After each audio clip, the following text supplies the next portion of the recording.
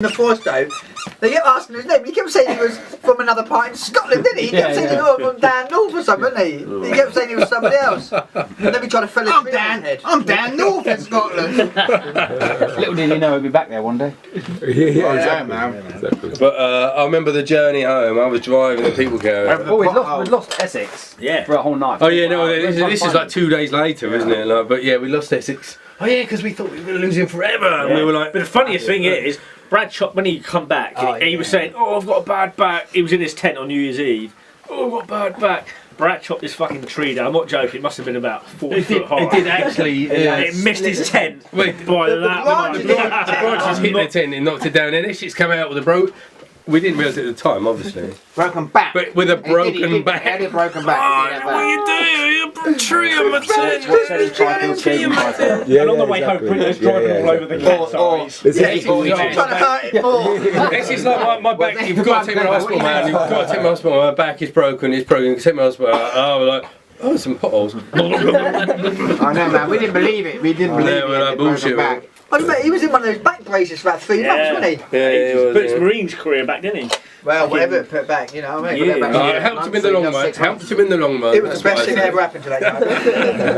I think if it wouldn't have happened, one of us would have killed him.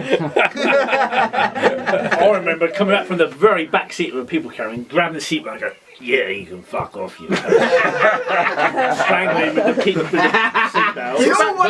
His back was probably just slightly strained as he fell off the roof. So what's the story? Broken by all the abuse. What's the story of South of France? Never went. I didn't go. I wasn't there. Too many South of stories. France. Oh, that was maybe when me and Adam. I missed that one. Well, that was maybe when me and Adam come back one night, and you know we were like obviously smashed, getting some food, getting some drink, Yeah. and then obviously we started looking through stuff, and we remember Rings had a diary, right? So, me and Adam, we see his diary, get his diary down, and we started looking at it. You took a diary on a boys' trip. I don't know. No. At the same time, like me and Nikki had pinned a mark on the floor as you read the diary out. Yeah, but that was before. Before that was after. Sorry. At first, me and Adam were there. We were looking at his diary, and we were making this big meal out of Whatever it is. We looked at his diary, and it was Brinklow, and he was going on about he met the love of his life, a girl called Beck. She was perfect, 5'3" or 5'4", something. Small perk tits. And then we read the small perk tits. That was it. Me and Adam was like died, and then that's it. Then Sam and Nicky come back, pinned him down, and started reading it to him. And then you were gonna bail, man. You were gonna bail.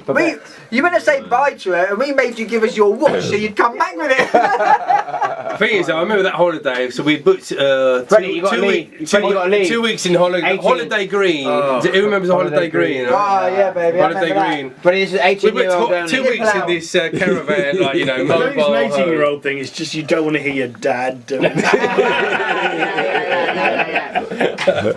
We've had 2 weeks in this mobile home thing, Which we got lucky. But we I met a girl who was a bit younger than me, and Another 14-year-old. Oh, Jerry Lewis here.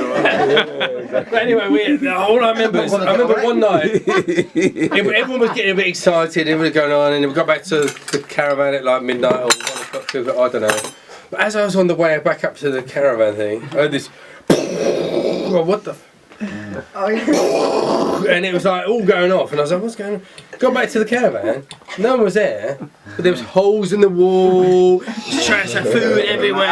We had the crow scare. Absolutely, yeah, crow scare. It was basically I walked past crow scare. It's kind of thing, holes in the wall of the caravan. I go the next morning.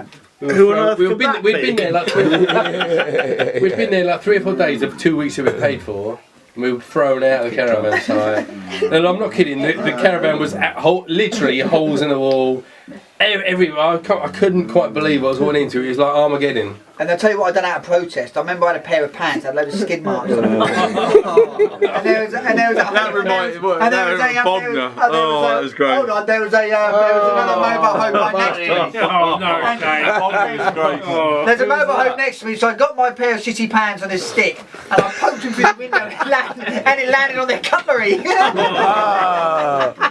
You wonder why your son doesn't want to drink. So we even got back, then he'd have found a pair of frosty cakes on their dishes. But we were lucky now because I think who was it? Someone negotiated a place somewhere. We had no money. None of us had any money. We were like 20. Just down the road, those young people. Somebody, there was a couple of like English like us, sort like of us, things, like that age, yeah. Who were like reps of another place. And someone negotiated for us to stay there. Probably me. I think it was actually me. They negotiated for us to stay there, and we stayed there for like. It was. It was like literally, and I don't know, but it was about £200 for all of us to stay for like 3 weeks. Yeah, it was stupid, wasn't it? And that's when Nicky, I think, drove the Land Rover over something, and we tried going 4x4, it got stuck, and we had to get towed out. And Or a bit of the crankshaft. Was it the crankshaft? but I remember this, like, on the way home, that we had like literally had no money. All our money was pooled to pay for this like gearbox and this Land Rover. And on the way home, which we got flown from England to France, right, to Nice. I remember so desperate. I remember Brinklow in the back of the Land Rover eating dry pasta, breaking it off and eating dry pasta, like because we had no money, like we couldn't spend any money on food. We were like starving. We had to make sure we had to get back to England. You always done weird stuff in the back of cars. Best thing was, me and Essex did go on that holiday. That was the best thing. I wish I'd known that. I would have gone. A few weeks later, we were in Flicks one night, and me and Essex went back to Brinklow's mum and dad's house. Here we go. We found Brinklow's diary of it all. There's a photo on Facebook under Brinklow. There's Essex and Brinto arguing. Brinto's got his diary in his hand. You're home by now. Yeah. Yeah, right. And Brinto attacked Essex with a fucking meat cleaver. You were going to kill him. Fair enough. We've all done it. Well, yeah. Oh shit, the bed.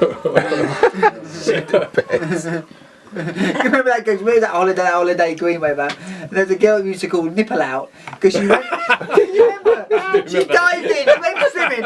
She come out and a nipple had popped out her bra, and nobody told her. She was walking around like that with a nipple out. There comes Nipple Out. You remember that girl? I remember that, man. She's hot as well, man. You told her to get a photo of her. She lost her Take identity. a photo of me. I just remember Beaker.